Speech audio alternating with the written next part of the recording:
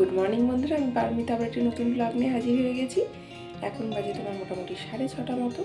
অদিত্যকে school দিতে যাব, তো সেই জন্য আগেই উঠে রেডি হয়ে নিয়েছি। অদিত্যকে এখনও রেডি করায়নি, ওকে ডাকবো। এখন যদি এবার 7:30 থেকে স্কুল করেছে, আগে 7টা থেকে ছিল, কিন্তু 7:30 থেকে করলে কী হবে, মানে শীতকাল পড়ে গেছে, ধরো এত কিছু জামা কাপড় নিজে পরতে হচ্ছে, অদিত্যকে পড়াতে হচ্ছে, সেই যেন একই টাইমে উঠতে হচ্ছে, নাহলে লেট হয়ে যাচ্ছে। যাই হোক, যদি 7টা থেকে থাকতো তাহলে ধর আরও আধ ঘন্টা আগে উঠতে হতো, 5:30টার সময় উঠতে হতো, তারা তো মাথা খারাপ হয়ে যেত এত তাড়াতাড়ি উঠতে হলে, মানে কষ্ট হতো আর কি, কিন্তু কিছু করার ছিল না। যাই হোক, 7:30 থেকে স্কুল হয়ে একটু শান্তি হয়েছে যে একটু পরে উঠলেও হবে আর কি।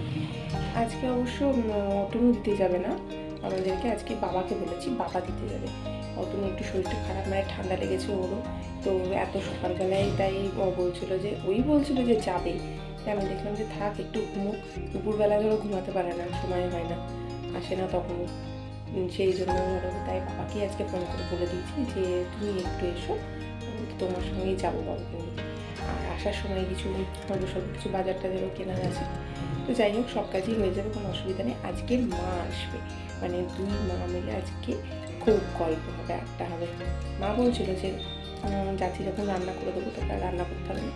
তাই আমি বললাম যে না থাক, রান্না করতে হবে না, মা তো সবসময় থাকে না, তো দুই মা মিলে একটু গল্প করতে নিয়ে ভালো করে, রান্নাবাড়ি তো সবসময় লেগেই আছে, আমি রান্না করে দেবো, কোনো অসুবিধা নেই, তোমরা একটু গল্প টল্প করো, তাই বলেছি। যখন মা আসবে দেরি আছে, 10টার দিকে আসবে মনে হয়। তো ঠিক আছে, চলো এখন থেকে আমাদের দিনের ব্লগটা শুরু করা যাক। খুব ইন্টারেস্টিং হতে চলেছে ব্লগটা। সকালবেলার দিকে এত ঠান্ডা লাগছে যে অদীপ্তকে সোয়েটার পরেও একটা করে জ্যাকেট পরিয়ে দিচ্ছি। আর কি বলতো, স্কুলে যাওয়ার পথে একটা বিল পড়ে, তো এবার ওই জায়গাটা এত ঠান্ডা লাগে যে কি বলবো, আর হাওয়া দেয় ঠান্ডা ঠান্ডা। এই দেখো বাবা চলে এসেছে, আর বাবুও দাদুন দাদুন করতে করতে বেরিয়ে যাচ্ছে। অদীপ্তকে স্কুল দিয়ে বাড়ি ফিরছি, দেখো এই বাজারটা থেকে না মাছ সবজি এই সমস্ত কিছু কিনে নিয়ে যায়, বেশ ভ্যারাইটিস রকমের মাছ পাওয়া যায়। আর এই দেখো এখানটায় বিভিন্ন শাক পাতা, বকফুল, কাঁচা হলুদ, এই সমস্ত জিনিসগুলো খুব ভালো পাওয়া যায়, একদম ফ্রেশ পাওয়া যায়। আগের দিন একটা কচুরলতি নিয়ে গেছিলাম, এবার অনেকজন যেহেতু লোক, সেই জন্য ধরো একটা কচুরলতিতে হবে না, মা বললো, তার জন্য আর একটা কচুরলতি নিয়ে এলাম আসার পথে। তোমার বাড়িতে এসে দেখছি মা মোটামুটি কিছুটা কাজ সেরেই রেখেছে, ভাতটা চাপিয়ে দিয়েছে, কাঁকরোলটাও কেটে রেখেছে। কাঁকরোলটাকে তাই আগে নুন হলুদ মাখিয়ে দিয়ে কিছুক্ষণ রেখে দেবো, দিয়ে তারপরে ভেজে দেবো। আজকে আসলে রান্নাও হবে অনেক কিছু। আমার মা চিকেন খায় না, এই মাও ধরো চিকেনটা এতটা পছন্দ করে না, সেই জন্য আমাদের 4 জনের জন্য চিকেন হবে। আর তোমার বাবুর জন্য হবে মাছের ঝোল, সকালে বাবুর জন্য হবে সবজিতে ডাল সেদ্ধ, ডিম সেদ্ধ, তারপরে হবে কাঁকরোল ভাজা তো বললামই, কচুরলতি হবে, ছোটো মাছের বেগুন পেঁয়াজ দিয়ে তরকারি মতো হবে, আবার এই যে বকফুলের বেগনি হবে। এই দেখো 13টা বকফুল আছে, মাত্র 10 টাকা দাম নিয়েছে। বকফুলের মাঝে যে এই পুংকেশর গর্ভকেশরগুলো থাকে, ওইগুলোকে প্রথমে ছাড়িয়ে ফেলে দিচ্ছি, তারপরে ভালো করে ধুয়ে নিয়ে বেসন দিয়ে মাখিয়ে নিয়ে বড়া করব। আমার তো এই বকফুলের বেগনি, কুমড়ো ফুলের বেগনি এই সমস্ত খেতে খুব ভালো লাগে। কাঁকরোল ভাজা আর আলু ভাজা হচ্ছে অদীপ্তর সব থেকে ফেভারিট, নিজে হাতে করে একটা একটা করে তুলে খাই, খুব ভালো লাগে ওর। এদিকে তোমার বেসনে দিয়ে দিলাম কালো জিরে, ভাজা মশলা, লবণ, বিট লবণ, তা করতে করতে মাছটা চাপিয়ে দিচ্ছি। মাছটাকে ভেজে তুলে রেখেছি, ওই তেলে রান্নাটা করে নেব। দিয়ে দিলাম 5 ফোড়ন, হলুদ, লবণ। এবার তেলে দিয়ে দিচ্ছি কাঁচা লঙ্কা, আলু আর বেগুন। প্রথমে এগুলোকে মিডিয়াম ফ্লেমে রেখে মোটামুটি ভেজে নেব। এরপর এতে অ্যাড করব স্লাইস করা পেঁয়াজ। পেঁয়াজগুলো আগে দিলে কি হতো বলো তো, পেঁয়াজটাই ভাজা হয়ে যেত আর সবজিগুলো ভাজাই হতো না। সবগুলোই মোটামুটি ভালো করে ভাজা হয়ে গেছে, এবার এতে দিয়ে দিচ্ছি আদা বাটা, রসুন বাটা। রসুন বাটাটা আদা বাটার থেকে একটু বেশি দিতে হবে। দিয়ে দিচ্ছি অল্প করে একটু জল, দিয়ে দিচ্ছি টমেটো কুচি, জিরে গুঁড়ো, ধনে গুঁড়ো, আর অল্প করে একটু হলুদ আর লবণ। দিয়ে ভালো করে মশলাটাকে কষিয়ে নেব। শীতকালে এই ছোটো মাছের তরকারিটা করি বেগুন আর আলু দিয়ে, আর গরমকালে বেগুনের পরিবর্তে দিই পটল, আর না হলে করি ছোট মাছের টক বা ছোট মাছের ঝালদা। মশলাটা ভালো করে কষানো হয়ে গেছিল, এবার এতে দিয়ে দিলাম জল। আলুটা মোটামুটি সেদ্ধ হোক, তারপরে কিন্তু ভেজে রাখা মাছগুলো দেব। অতনু আবার এই ছোট মাছগুলো পেঁয়াজ দিয়ে ভাজা খেতে খুব ভালোবাসে। আলুটা ভালো মতো সেদ্ধ হয়ে গেছে বলে ছোট মাছগুলো দিয়ে দিলাম। একটু সামান্য ফুটিয়ে নেব। বেশি নাড়াচাড়া করলে আবার মাছগুলো সব ভেঙে যাবে। নামানোর আগে দিয়ে দিলাম সামান্য একটু চিনি। এটা অপশনাল, তোমরা চাইলে নাও দিতে পারো। অদীপ্তকে স্কুল থেকে নিয়ে চলে এসেছি। স্কুলে যায় একদম ঝিমোতে ঝিমোতে, কিন্তু আসার পর ফুল এনার্জি। এখন কত কিছু বলা হচ্ছে, কি খেলা হয়েছে, কি পড়া হয়েছে, কে দুষ্টুমি করেছে। ও যে দুষ্টুমি করে সেটাও কিন্তু ও বলে। অদিত্যকে স্কুল থেকে নিয়ে এসে ড্রেস চেঞ্জ করিয়ে ভাত খাওয়ানো হয়ে গেছে।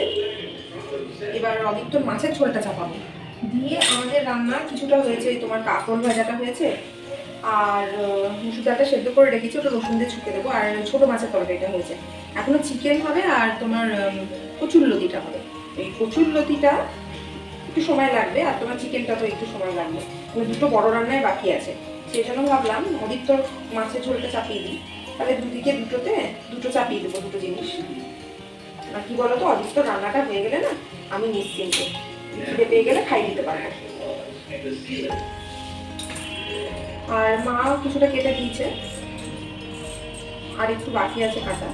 এগুলো মা এখন স্নানে গেছে, স্নান করে পুজো পুজো করবে।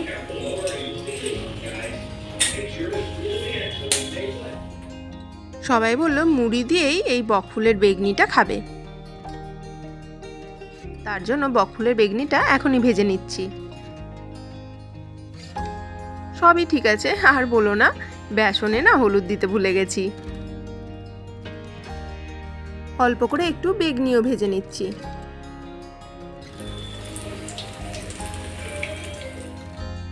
এপিঠ ওপিঠ উল্টিয়ে ভালো করে লাল লাল করে ভেজে নিচ্ছি। বকফুলের বেগনি আমাদের একদম রেডি, খুব ভালো লাগে খেতে, করে একবার দেখো। আর বলো না, মায়ের ফোনটা খুঁজে পাওয়া যাচ্ছে না, ভুলো মনে কোথায় রেখে দিয়েছে কালকে রাত্রিবেলায় গিয়ে, আর ফোনটা খুঁজে পাওয়া যাচ্ছে না। ফোনটাতে এখন টাওয়ারও নেই যে ফোনে পাওয়া যাচ্ছে না, ফোন করা হচ্ছে কিন্তু ফোনে পাওয়া যাচ্ছে না, টিকটিক করে কেটে যাচ্ছে। বাড়িতেই আছে, এখন কোথায় যে ঢুকে গেছে এখন খুঁজে পাওয়া যাচ্ছে না, তাই এখন সবাই আমরা ফোন খুঁজে বেড়াচ্ছি। আসলে মা খুব ভুলে যায়, ধরো এখানে রাখবে তো হয়তো পরে ভুলে গেছে যে কোথায় রেখেছে। এদিক ওদিক মোটামুটি দেখেছে, তাও আমি ভাবলাম একবার দেখে নিই। আসার পর থেকে ফোনটার আর সমস্যার শেষ নেই।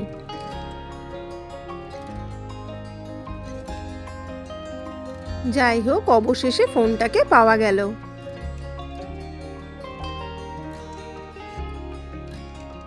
এই দেখো, এই মাও চলে এসেছে।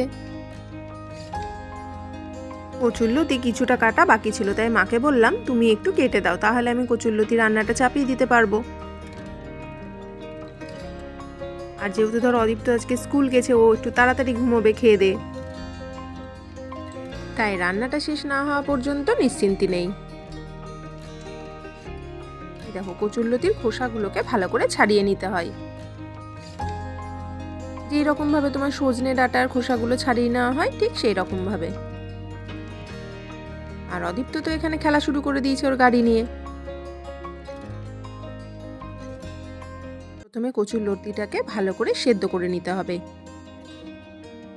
জল দিয়ে দিলাম, আর দিয়ে দিচ্ছি অল্প করে লবণ। বিয়ের পর এই দ্বিতীয়বার আমি কচুরলতি রান্না করছি। আসলে এটা খুব কমই পাওয়া যায়। বিয়ের আগে খেয়েছি প্রচুর, কিন্তু রান্না কোনোদিন করিনি। সবাই মিলে আমরা এখন ডাইনিং এর কাছাকাছিই রয়েছি, বেশ সুন্দর গল্প করা হচ্ছে, সাথে সবারই কাজও চলছে। আর পাপান সোনা তো আজকে সব থেকে বেশি খুশি, সবাইকে একসাথে পেয়েছে। মা এখানে ওকে জুস খাইয়ে দিচ্ছে, মুসাম্বির জুসটা করে দিয়েছি ওকে। এবার দেখো দেখো দিদুনের কাছ থেকে চাল ভাজা খাচ্ছে। কচুরলতিটা সেদ্ধ করে নিয়েছি, দিয়ে জল থেকে উঠিয়ে রেখে দিয়েছি। এবার তেলে দিয়ে দিচ্ছি কালো জিরে, হলুদ, রসুন থেতো করে রাখা, আর দিয়ে দেব লবণ। রসুনটাকে কিন্তু একটু বেশি পরিমাণে দিতে হবে, বেশ একটু লাল লাল করে ভেজে নিতে হবে। এই দেখো তোমাদেরকে দেখিয়ে দিচ্ছি যে কচুরলতিটা কি সুন্দর সেদ্ধ হয়েছে। এবার কচুরলতিটাকে দিয়ে ভালো করে ফ্রাই করে নেব, বেশ কিছুক্ষণ ধরে কিন্তু ফ্রাই করতে হবে।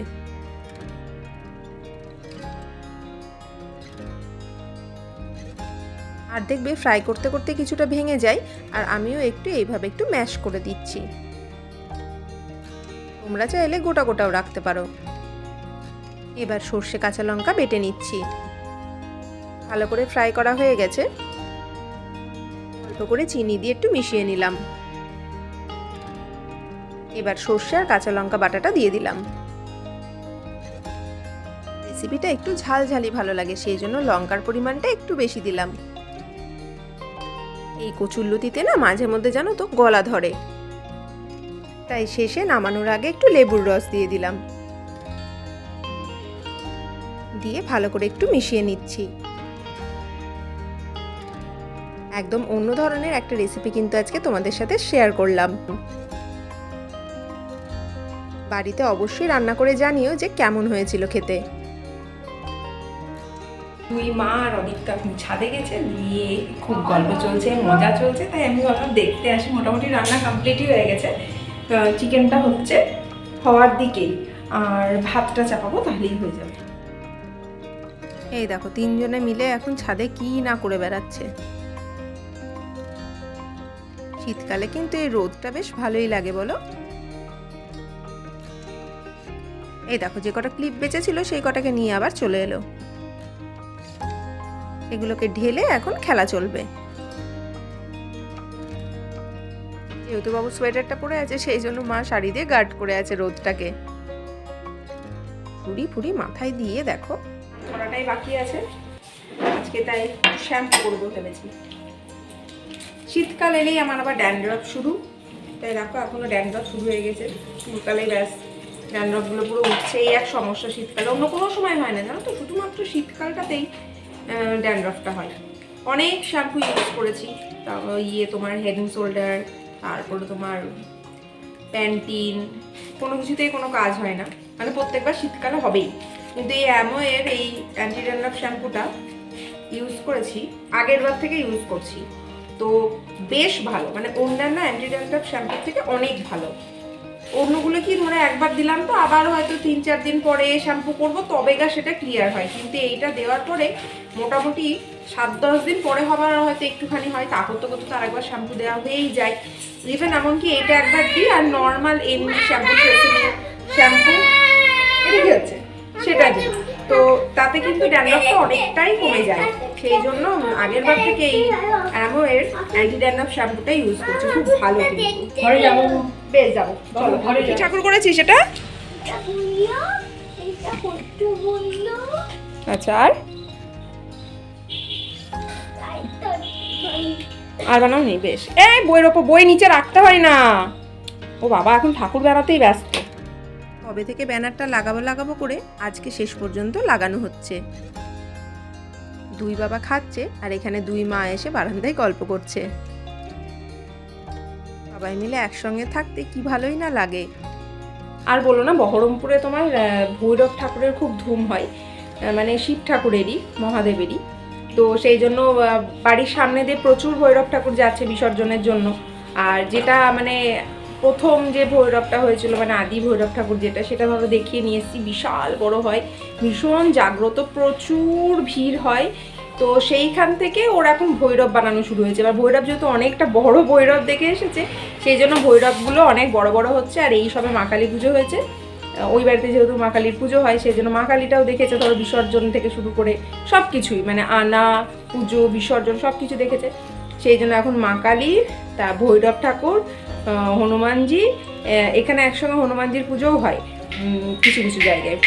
তো সেই জন্য ওই ঠাকুর সেই কবে থেকে বানানো চলছে, ঠাকুর বানাচ্ছে, বিসর্জন দিচ্ছে, আবার নতুন করে বানাচ্ছে, যেখানে পাচ্ছে যা পাচ্ছে তাই নিয়ে বানাতে শুরু করে দিচ্ছে। ওইটা এখন ওর একটা ভালো খেলা হয়েছে। এটা কি ঠাকুর? এটা মা কালী। আচ্ছা আচ্ছা, শিব ঠাকুর আর শেয়াল। আচ্ছা, শিব ঠাকুরটা নিচে আছে, মা কালী উপরে আছে। আচ্ছা, বুঝতে পেরেছি। আজ তাহলে বন্ধুরা ব্লগটা এখানেই শেষ করছি, আবার একটা নতুন ব্লগ নিয়ে খুব তাড়াতাড়ি হাজির হয়ে যাবো। আচ্ছা আচ্ছা, বলো বলো। ওকে বাই করার জন্য তো চলেই আসে, কাছেই ছিল।